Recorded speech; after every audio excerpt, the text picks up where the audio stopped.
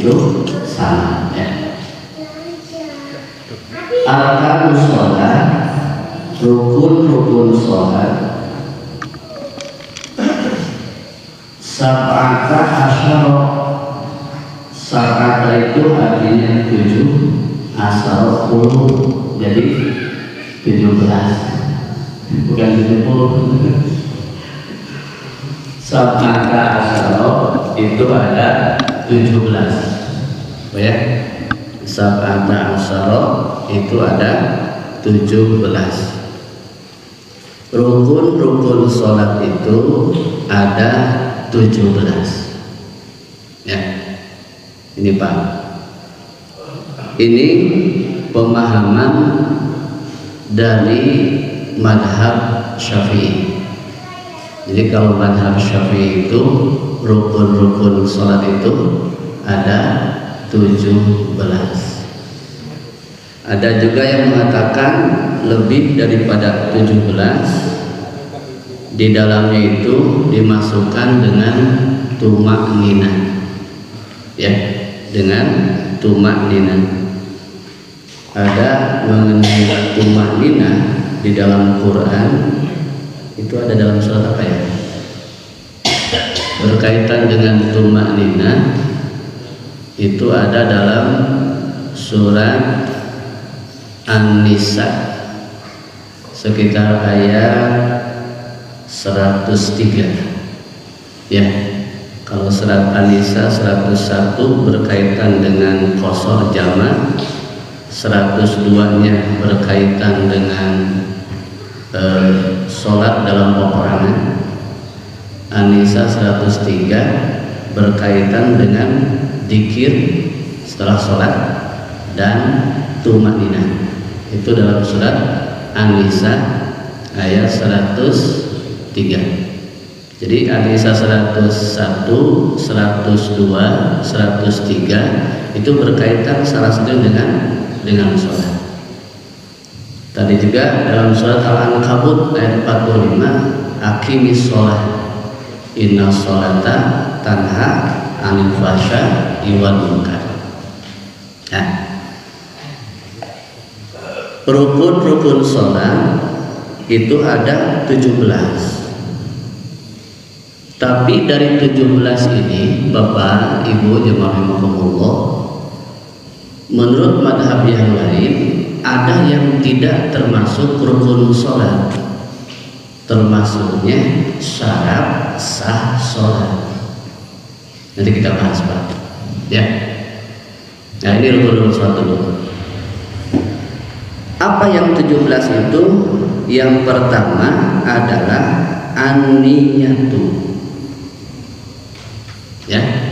Yang pertama adalah an-niyatu. Artinya apa? Niat ya. Dalam Quran yang berkaitan dengan niat ada dalam surat Al-Bayyinah kalau salah ya. Oke. Wa ma umiru illa liya'budullaha mukhlishina lahuddin. Itu ada dalam surat Al-Bayyinah. Kalau hadisnya ada namanya, dalam hadis itu innamal a'malu binniyat. Kalau dalam usul fikih wa ma umiru illa liya'budullaha mukhlishina lahuddin, itu disebutnya namanya adalah disebutnya mantuk. Mantuk dalam usul fikih namanya mantuk, pakai M aja, mantuk, jangan pakai ong. Mantuk, mantuk, mim, nun, to, wawu, kof, mantuk. Dalam usul fikih namanya mantuk ya. Wa ma umiru illa liya'budullaha mukhlishina lahu. Setiap mantuk membutuhkan mafhum. Ya, ya apa ya? Betul Pak? Supaya cepat aja Pak, ya. Setiap mantuk membutuhkan mafhum. Di dalam Quran, aqimis sholat, dirikan sholat. Belum. Tetapi di dalam sholat tidak diterangkan bagaimana ruku, bagaimana sujud, bagaimana iktidal, bagaimana duduk di antara dua sujud. Tidak, hanya secara mujmal. Hanya secara mujmal. Aqimis sholat, dirikan sholat. Itu disebutnya apa? Mantuk. Bukan mantuk. Ya, disebutnya apa? Mantuk. Nah, setiap mantuk pasti membutuhkan mafhum. Setiap mantuk pasti membutuhkan mafhum. Kalau mantuk tanpa mafhum, dalam Quran tadi dirikan sholat, kan tidak tahu bagaimana kita sholat, bagaimana rukunya, bagaimana sujudnya, bagaimana cara iktidal dan sebagainya, tidak dijelaskan. Maka dibutuhkan yang namanya mafhum. Apa mafhumnya? Seperti tadi mafhumnya apa? Kata Rasul, shollu kama ra'aitumuni usolli. Hendaklah kalian sholat seperti aku melaksanakan sholat. Itu mafhum. Oh, berarti mantuk tersebut ada perintah dari Quran, ayo kita mafhumkan berdasarkan hadis Rasulullah Shallallahu Alaihi Wasallam tadi. Hendaklah kalian apa? Sholat seperti aku sholat. Itu mafhum. Nah, di sini rukun-rukun sholat itu ada 17. Ada yang mengatakan hanya cukup 15, ada yang mengatakan 21, 17, 21, ada yang mengatakan dengan 15 daripada rukun sholat. Apa bedanya? Perbedaan tersebut hanya Pak, ini termasuk rukun atau termasuk syarat sah. Rukun dengan syarat sah, kalau secara pemahaman Pak, hampir sama kan? Kalau kita meninggalkan yang rukun berarti tidak sah. Kalau kita meninggalkan syarat sah berarti tidak sah. Tetapi menurut madhab dibedakan mana yang termasuk rukun sholat, mana yang termasuk syarat sah sholat. Makanya bilangannya beda-beda. Ada yang 17, ada yang 15, ada yang sampai 21 daripada rukun sholat. Satu, al-awwalu. Al-awwal itu apa artinya? Awal, yang pertama. Dalam Quran bahasa pertama itu ada berapa Pak? Awal 1, wahid 1, ahad 1. Bedanya apa Pak? Nah, Bapak yakin Bapak sudah pada tahu, tapi api-api itu terang.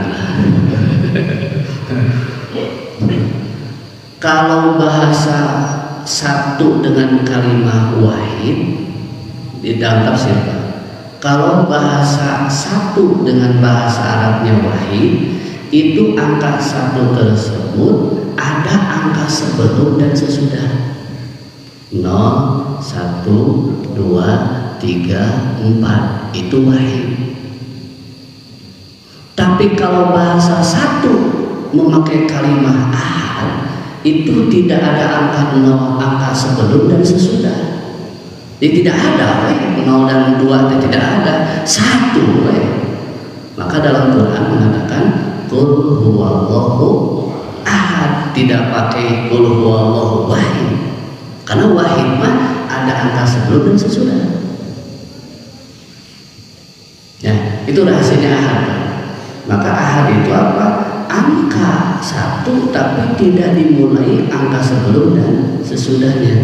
Tapi kalau bahasa satunya memakai kalimat wahid, itu ada angka sebelum dan sesudahnya. 0, 1, 2 dan sebagainya, itu wahid. Maka itu rahasia. Dalam Quran Allah tidak mengatakan qul huwallahu wahid karena angkanya ada sebelum sesudah. Berarti kalau qul huwallahu wahid ada selain Allah.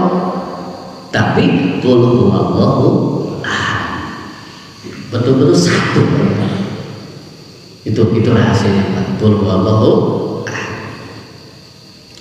Apa yang pertama rukun sholat itu adalah an-niyatu. Yang pertama adalah niat. Jamaah yang Allah muliakan, yang termasuk rukun sholat yang pertama niat itu pendapat madhab Syafi'i dan madhab Maliki.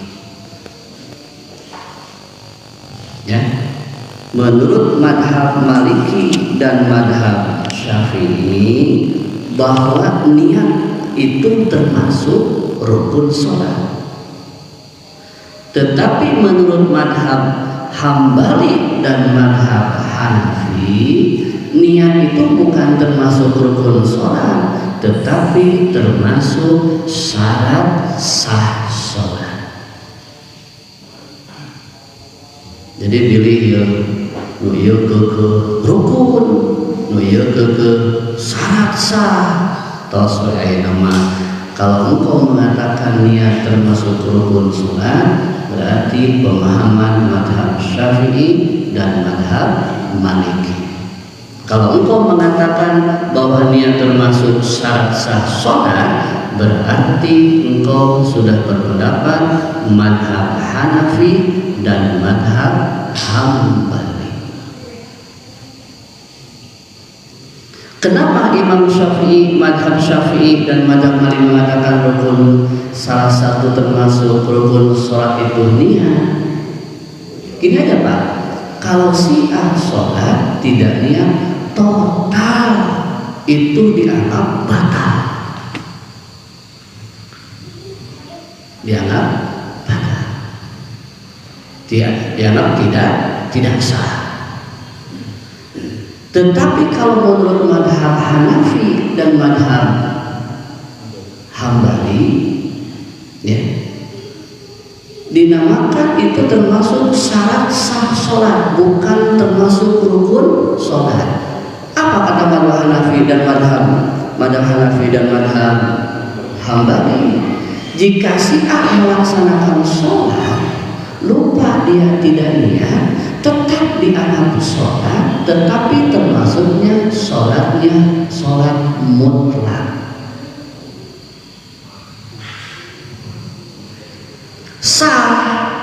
Sah, tetapi hanya dianggap sholatnya sholat mutlak. Kenapa sholat mutlak? Sholat mutlak itu sholat tanpa niat. Betul Pak?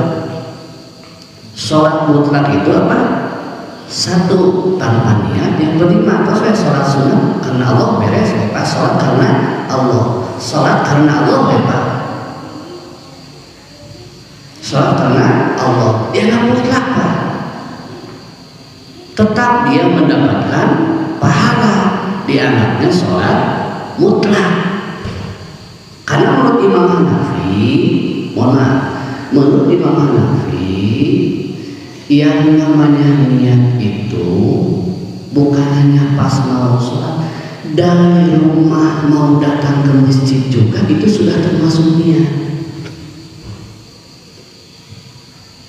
Ya Pak, so Bapak sumping kayak masjid maghrib dan terus di bumi teh wudhu dan menuju wudhu kita pasti ayat niat Pak. mau sholat maghrib. Kata Imam Hanafi itu sudah termasuk niat. Sudah termasuk niat. Ya Pak. Nah, itu sudah termasuk niat kenapa? Makanya jamaah yang Allah muliakan. Begini, kita harus teliti Pak. Ada istilah muqtaronah. Pakainya jelas ya. Ada istilah muqtaronah. Apa artinya muqtaronah? Istilah apa? Udah pada tahu lagi. Saya hanya mengingatkan Pak ya. Hanya mengingatkan saja Pak. Saya yakin Bapak sudah pada tahu sesuatu. Saya hanya mengingatkan, ya, hanya mengingatkan. Nah, begini Pak. Muqtaronah itu barengan.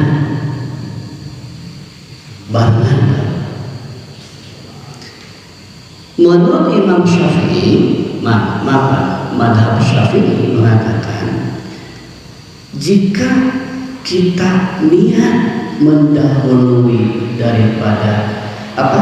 Kalau kita berniat, ya Pak, tidak barengan dengan takbiratul ihram, tidak sah.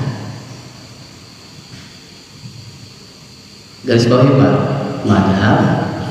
Jadi gini Pak, kalau madhab saya gini, Allah sambil niat, mulut mengucapkan Allah takbir, tetapi hati berniat. Cukup 3, sholat wajib, sholat maghrib karena Allah dalam hati.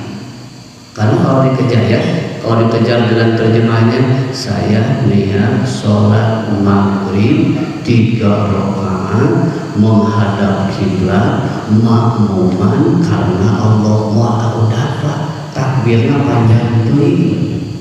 Kasar Allah, kita husnudon cantik beres di dia. Daripada sudon ya, husnudon belum beres hatinya, belum pas di hatinya, niatnya belum tangan. Padahal Imam Syafi'i sendiri boleh hanya cukup 3 kalimat: sholat maghrib karena Allah, sholat asar karena Allah, sholat isya karena Allah. Makanya diwajibkan muqtaronah. Allahu Akbar, mengucapkan bar kalau bisa ini niat sudah beres. Jangan bar tinggal lillahi ta'ala menurut Imam Syafi'i tidak sah. Niat itu dalam hati sudah beres sebelum kalimat bar. Lihat dalam tafsir Pak, bar jangan dibaca panjang. Kalau dibaca panjang artinya menjadi beduk. Tahu beduk? Dulang. Allahu Akbar. Hokartos kedah nama Allah Maha Besar, tapi barna dibaca panjang jadi Allah. Jangan Allahu Akbar. Jangan. Kalau begini boleh Allah Akbar sah. Itu takbirnya Imam Maliki, pendapat Imam Maliki. Allah Akbar boleh. Sedangkan mazhab yang 3 Allahu Akbar, yang tidak boleh barnya dipanjangkan. Nanti dibahas Pak pas bagian takbir. Ulah ayeuna kesep bahan.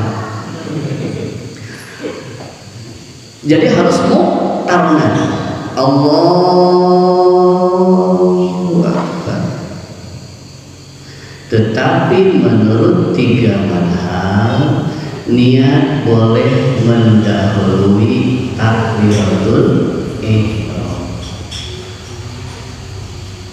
Menurut mazhab Hanafi, menurut madhab Maliki, menurut madhab Hambali, niat boleh mendahului takbiratul ihram.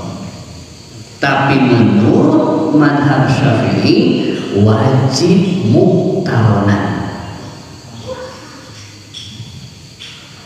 Wajib muqtaronan barengan dengan takbiratul ihram. Ya.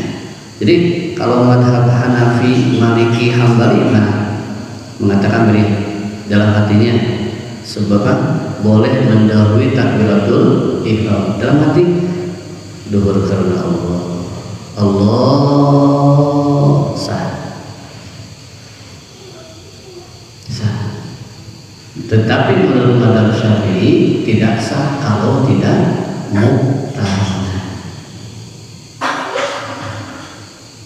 Kalau tidak muqtaronan, makanya Imam Syafi'i, madhab Syafi'i mengatakan bantulah hati kita untuk berniat itu dengan talaffuz bin niyat. Ucapkan itu niat dengan kalimat. Makanya ada kalimat usolli fardo, usolli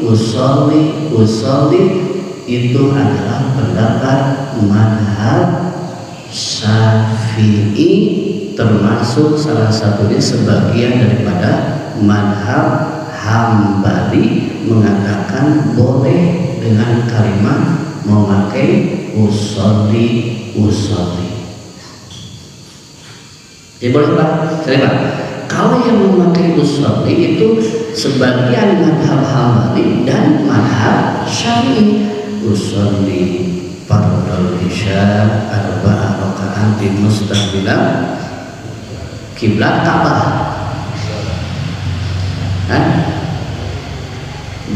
Mustaqbil kiblat, mustaqbil Ka'bah. Kata yang sebelah sini kiblat, sebelah sini Ka'bah.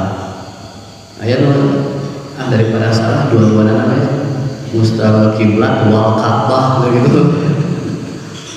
Begini Pak, kalau mustaqbil Ka'bah, kalau Ka'bahnya ada di depan, usolli fardhu isya arba'ah raka'atin mustaqbil Ka'bah, karena Ka'bahnya ada di depan. Sedangkan kalau Ka'bahnya tidak di depan, mustaqbilan kiblati. Itu diluruskan ya, diluruskan. Jadi kalau Ka'bahnya ada di depan, mustaqbilan Ka'bah. Kalau Ka'bahnya tidak ada di depan, mustaqbilan. Jadi kalau Bapak sholatnya di Mekah pas ada Ka'bahnya, mustaqbilan Ka'bah. Tapi kalau Ka'bahnya tidak kelihatan, tidak ada di depan kita, mustaqbilan kiblat. Madhab Syafi'i, madhab Hambali, sebagian Hambali boleh, hukumnya bukan boleh, yusannu at-talaffudnya, hukumnya disunatkan mengucapkan usolli. Jadi kalau ada yang memakai usolli, tolong jangan disalahkan. Itu pendapat madhab Syafi'i dan sebagian madhab Hambali. Sedangkan menurut madhab Maliki dan madhab Hanafi tidak usah pakai usolli, cukup niat dengan hati. Tapi madhab Maliki dan Hanafi juga istisna, dikecualikan bagi orang yang sholat ada sifat was-was. Was-was apa? Sifat ragu-ragu. Kalau memang usolli tersebut membantu untuk menguatkannya, kata madhab Maliki dan Hanafi, hukumnya ibahah, bukan sunnah, tapi boleh. Karena sobat, kalau menurut madhab Syafi'i dan madhab Hambali, sebagian madhab Hambali mengucapkan niat tadi hukumnya sunnah. Tapi kalau madhab Maliki dan madhab Hanafi hukumnya adalah tidak usah pakai usolli, kecuali kalau bagi orang yang sholat dalam keadaan ragu-ragu, mamam, itu hukumnya apa?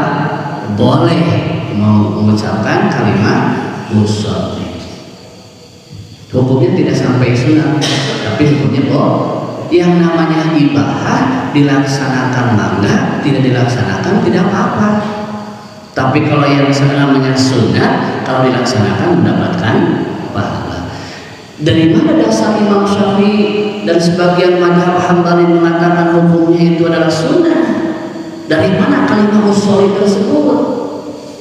Itu madhab Syafi'i mengambil satu sumber namanya kias. Namanya apa? Kias. Dikiaskan kemana? Diserupakan Pak kiasnya. Dikiaskan kemana? Ketika Rasul melaksanakan ibadah haji, Rasul mengatakan begini, labbaik Allahumma hajjan. Ketika Rasul mengucapkan ibadah melaksanakan ibadah haji, Rasul langsung dengan mulutnya ketika niatnya mau melaksanakan ibadah haji langsung mengucapkan labbaik Allahumma hajjan. Kata Imam Syafi'i, sebagian Imam Hambali mengatakan Rasul juga ketika mau melaksanakan ibadah haji tidak cukup dengan hati, Rasul menggunakan dengan labbaik Allahumma hajjan, dikiaskan. Jadi Imam Syafi'i bukan pendapat sendiri, tapi mengkiaskan langsung kepada Rasulullah Shallallahu Alaihi Wasallam. Dikiaskan Pak, ya dikiaskan. Sedangkan kata madhab Maliki dan madhab Hanafi mengatakan tidak bisa dikiaskan. Artinya apa? Tidak usah pakai usolli, kecuali bagi yang mamam atau ragu. Jadi apa Pak? Ayeuna mah gini Pak, sepakat empat madhab bahwa niat itu wa mahalluha niat bil qalbi. Sepakat empat madhab bahwa niat itu tempatnya di dalam hati. Di dalam hati. Makanya kata Imam Syafi'i termasuk madhab Hambali, sebagian Hambali mengatakan jika terjadi antara niat hati dengan niat yang diucapkan itu berbeda, ya spontanis berbeda, Pak. Itu yang diambil adalah yang niat di dalam hati. Oke, contohnya usolli fardhu si A melaksanakan sholat asar, tapi tanpa sengaja usolli fardhu dhuhri arba rakaat setelah Allah. Tadi pas diucapkan duhur langsung dalam hati Allah, sholat asar karena Allah. Walaupun ucapannya duhur, tapi hati mengatakan asar, karena sesuai dengan waktu asar itu hukumnya adalah sah. Yang diutamakan apa? Niat di dalam hati. Pilihlah. Kadang-kadang kan masuk, kadang-kadang saya rusuh Pak, tergesa-gesa. Imam tersebutnya walam yakun lahu tarik Allah. Aduh, pas niat tadi duhur, jadi tidak ada asar ya Allah. Kan tergesa-gesa apa? Yang masuk, ibaratnya ingin cepat-cepat menambah termasuk satu rakaat. Yang penting kata madhab Syafi'i mengatakan jangan sampai ketinggalan 2 rukun. Jangan sampai ketinggalan 2 rukun. Allahu Akbar, Allahu Akbar, langsung imam ruku. Ya. Kata madhab Hanafi dan madhab Maliki tidak usah baca surat, tidak usah baca surat Al-Fatihah. Karena kalau surat Al-Fatihah tidak dibaca, kan itu baru satu rukun. Yang tidak boleh kalau ketinggalan dua rukun. Betul kan? Kan satu rukun. Kalau tidak, kan itu Fatihah termasuk rukun sholat. Allahu Akbar, langsung Allahu Akbar, kebagian rukun. Tetapi ketika kita rukun, imam sudah berdiri dua rukun, Pak, itu tidak dianggap satu rakaat. Ketika kita mau rukun, imam coba kan dua rukun. Rukun pertama, yang kedua membaca apa? Fatihah. Dua rukun. Satu rakaat itu apa? Itu tidak dihitung satu rakaat. Kalau apa? Kalau ketinggalan dua rukun menurut mazhab Syafi'i. Ya. Kalau mazhab Hanafi nanti dibacakan ya. Kalau mazhab Hanafi menurut pada Hanafi, seorang makmum tidak usah baca Fatihah, dengarkan imam saja. Cukup mendengarkan imam saja, kata mazhab Hanafi. Kenapa kata Hanafi? Wa idza quri'al Qur'anu fastami'u lahu. Jika Quran sedang dibacakan, dengarkan. Jadi menurut mazhab Hanafi, mendengarkan itu sama dengan membaca. Jadi kalau imam baca Fatihah, berapa membingkan, mendengarkan itu sudah sah. Menurut mazhab Hanafi. Nanti Pak lihatkan. Nah, jamaah yang Allah muliakan, itu salah satunya adalah lagi Pak, kalimah muqtaronah. Ya, itu tergantung kehusuan kita. Ya, Allah. Jadi sekali lagi, jika ada yang takbirnya agak panjang, can beres-beres wae, eta teh teu acan naon pas jeung hate. Sok kuninga sebagai Allah. Jadi ada Allah. Sampai kata kali sama wae Pak. Allah. Ayo kita baca Allah. Berarti kita harus seluruh Pak. Daripada sebutan dosa, sebutan berumpas dengan hati. Ada yang sekilas Pak, Allahu Akbar. Itu tiga mazhab. Allahu Akbar. Tiga mazhab mah langsung lah daripada Allahu Akbar.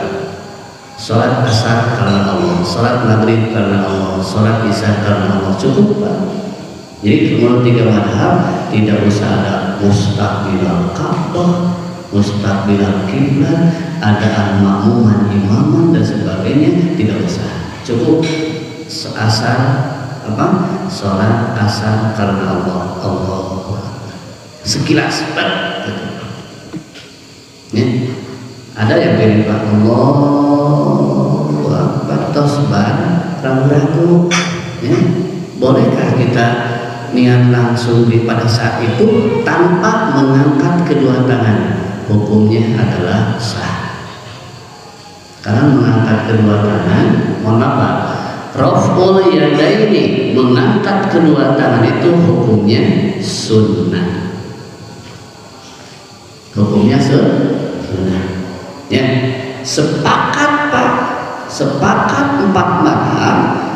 Angkat kedua tangan ketika takbiratul ihram, tapi ketika melaksanakan bacaan takbir intiqal tidak semuanya harus mengangkat tangan. Takbiratul ihram, takbir yang pertama Pak, ya Allah, yang mulai sholat Allahu Akbar, itu takbiratul ihram. Sepakat empat mazhab angkat kedua tangan. Di mana kedua tangan mengangkat posisinya? Berdasarkan hadis Rasulullah SAW, mengangkat kedua tangan hanya dua posisi. Pertama, mankiben, lurus dengan pundak. Allah. Jadi berdiri Allah. Di bawah pundaknya di mana? Allah. Allah. Pundak. Kedua, dalam hadis Rasul, lurus dengan telinga. Allah. Jadi boleh begini, patokannya mankibir, dua pundak.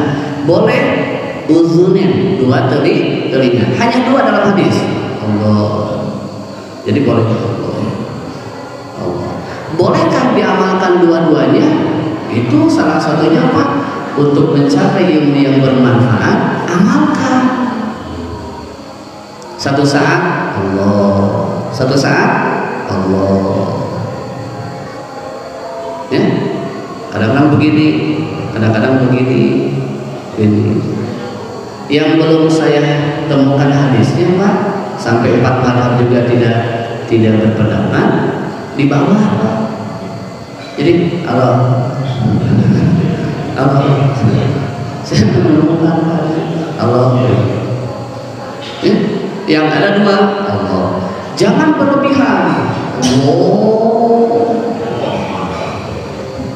Berlebihan, melebihi kedua telinga. Ya. Jadi kalau, Allah ini menghadap kiblat.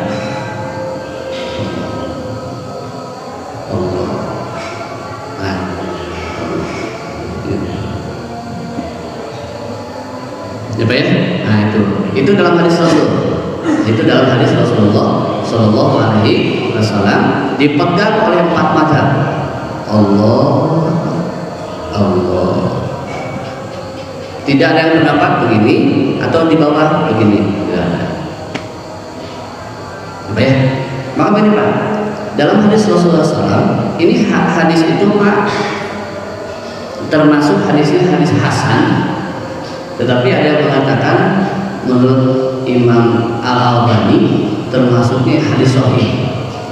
Apa kata Rasulullah SAW? Rasul kedatangan malaikat Jibril.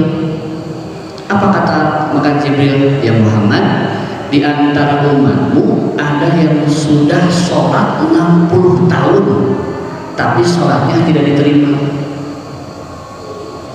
60 tahun sudah melaksanakan sholat, tetapi apa? Tetapi sholatnya tidak diterima. Lam tuqbal sholatu, tidak diterima sholatnya. Kata Rasulullah SAW, Jibril, apa penyebabnya? Singkat, lam tutim ruku'ahu wa sujudahu. Yang 60 tahun dia melaksanakan, sampai 60 tahun melaksanakan sholat, tidak bisa menyempurnakan ruku dan sujud. Jadi yang susah apa? Antara ruku dengan sujud. Yang paling susah Pak, ruku dengan sujud. Kenapa Rasulullah mengatakan ruku tidak bisa menyempurnakan ruku dan sujud? Menurut ahli fikih mengatakan karena mencakup berbagai anggota. Kan banyak anggota sujud, anggota ruku dan sebagainya. Banyak yang tidak sempurna ketika melaksanakan sujud dan ruku. Nanti ya minimal sedikit ya Pak. Kalau sujud gimana? Nanti juga terbahas Pak ya, hanya sebagai gambaran. Kalau sujud itu Pak, tangan di sampingnya itu lurus dengan mankibir atau udunen. Sujud Pak, tangan di samping ini Pak lurus dengan kedua telinga atau kedua pundak. Jadi boleh di sini, boleh sebelah sini. Yang tidak boleh sepenuhnya di sini, di samping kaki kiri ya Pak. Ya. Jadi Pak ini mohon maaf sedikit, dia Pak ya. Jadi ini Pak, yang ini lurus dengan ini, atau lurus dengan pundak ini. Tidak boleh di sini. Sini tidak boleh. Yang itu pundak dalam hadis Rasul, atau lurus dengan telinga. Tidak boleh begini, hanya dulu. Udah. Coba ya. Nah itu Pak, sebagai gambaran. Nanti Pak diterangkan. Silakan Pak, ada pertanyaan mengenai satu Rukun sholat itu yang pertama apa? An-niyatu. Dan satu rukun. Nanti ada pembahasannya Pak. Kalau dibahas sekarang saya bahan. Itu Pak ya. Nah, hanya sebagai gambaran saja Pak ya, sebagai gambaran saja. Kalau ini Bapak rukunnya Pak, sebagai gambaran saja Pak. Ini Pak ya. Kalau rukun dalam hadis Rasulullah SAW, kalau rukun ini biarkanlah Pak ini terbuka, tapi jangan seadanya aja, terbuka seadanya. Jadi ulang sampai di muka itu dari rapat terkir seadanya aja, alami gerakan. Kalau dalam sujud baru ini tertutup. Kalau dalam sujud, kalau dalam rumah asayang lutut yang dipegangnya. Nah, terus yang ini harus lurus. Nanti ada, jadi tidak boleh begini, Pak. Terus begini. Terus kakinya, Pak, ketika rukuk atau berdiri tidak boleh melebihi 2 pundak. Itu paling besar. Itu kayak dia Pak, melebihi. Patokannya kata Rasulullah SAW, pundak. Kalau kurang segini ya segini. Kalau kurang boleh, tapi jangan lama. Menurut Imam Syafi'i minimal Pak 4 jari. Ini Pak, minimal. Jadi jangan minimal. Besarnya jangan melebihi pundak kita, bukan pundak orang lain, pundak kita. Jadi jangan melebihi Pak.